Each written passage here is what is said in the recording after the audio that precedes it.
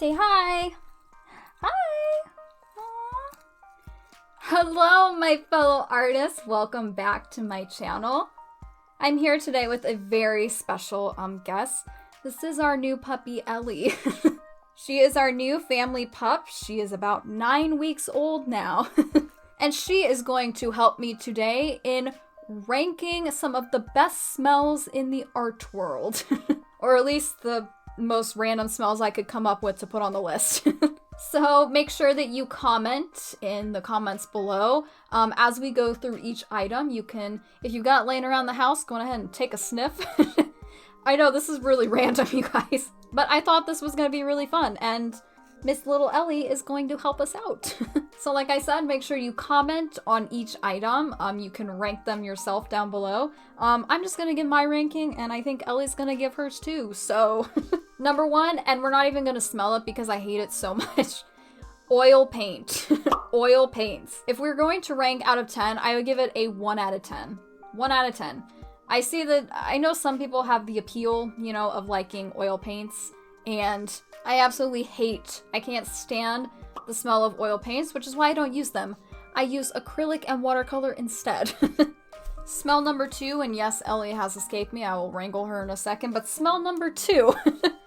This is a very unique, one of my all-time favorite smells, is the smell of fresh, stretched canvas as soon as you break the seal. So what I'm going to do is break that seal, stick my nose right in there. Oh! One of my all-time favorite smells of all time. I give it a full 10 out of 10. If you've never broken the seal on fresh canvas and just, stuck your nose right in there, it's the best smell ever. I think she likes it. I think she does. Next up on our list is the smell of Mod Podge. What do you think? She goes, ooh, that's kind of stinky. That's a bit much for me. Honestly, this is a very random thing that I always say, but the smell of Mod Podge, which if I get the lid on, I'll be the little model here. The smell of Mod Podge very much reminds me of the smell of Tennessee. Which, if you're someone from Tennessee, you're like, what the heck? But listen, Tennessee was like the one place that my family always went on vacation on. When I was a kid, we went every spring break. It was the only vacation we ever took. And we would always rent a cabin in the Smoky Mountains. And those cabins, I swear, they smell like Mod Podge. Especially after it rained. Like, just the smell of the wood in, like, the cabin walls would just, like, emit this scent that smelled just like Mod Podge. So I give it a 7 out of 10 because it reminds me so well of those cabins, but it is a little bit strong. It's a little bit stronger than that smell of the cabins, so that's why I'm not going to give it the full 10. Next up, we have the smell of dry watercolors. I included oil and acrylic paint, or not, oil and watercolor paint on this list, not acrylic, because I don't think acrylic really has a smell, but if you think it is, leave a comment.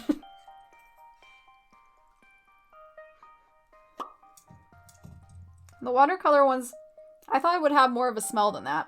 What do you think? You wanna give it a try? What do you think? Oh, you're gonna lick it. Does it taste good? I think Ellie gives it a 10 out of 10.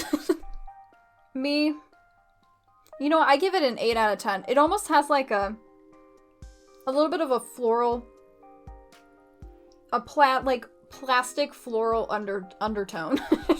It's very, very subtle though. It is very, very subtle. I thought it would smell more like crayons, which, you know, is the next item on our list is the Crayola big box of crayons. Because no art studio is complete without a big box of one of these, right? Oh, yeah, that's a good one. Oh, that smells like childhood in a box right there. Honestly, I think everybody loves the smell of crayons. I give it 9 out of 10. 9 out of 10, because sometimes it reminds me of, like, when you would get those crayons, like when you go to a restaurant as a kid and they give you the crayons with the kids menu. And then you always drop the crayons on the floor and they go under the table and then you get really sad. That's kind of what it's reminding me of, so I'm gonna give it 9 out of 10. Say, what do you think?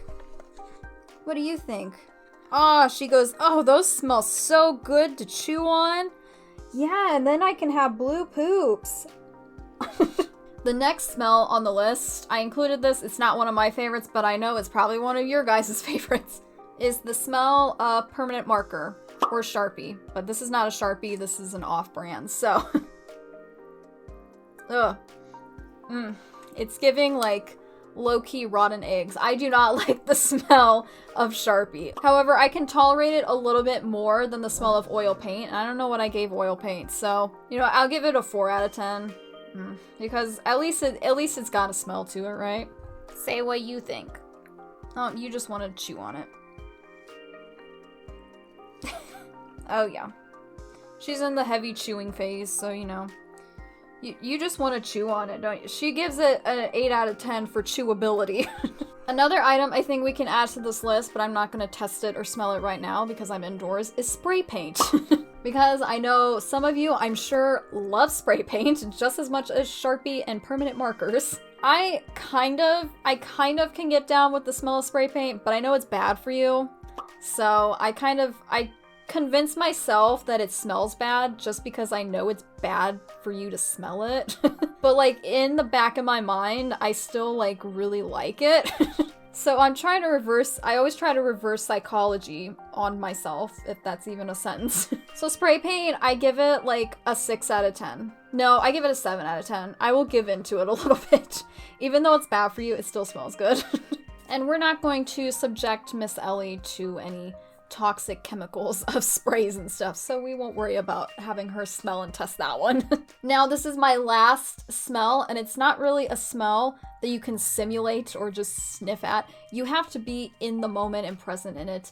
And this is painting al fresco, which I believe is Italian. Is it Italian? For painting in the fresh air or painting outdoors. So if you've never tried it, you should try it. It's something that every artist, every painter should try at least once.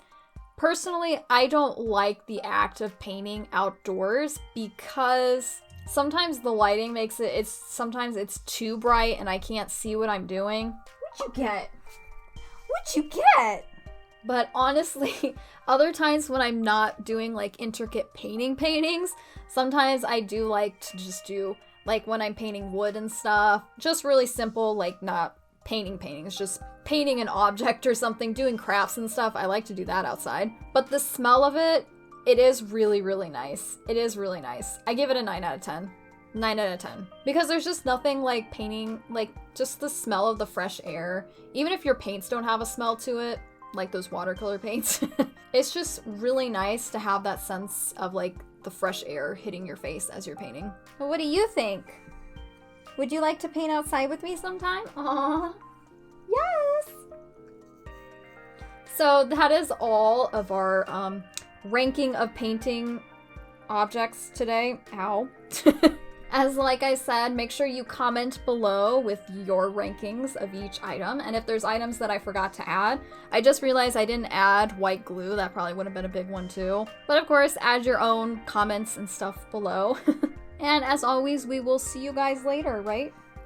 Say bye-bye. Bye. See you all later, my fellow artists.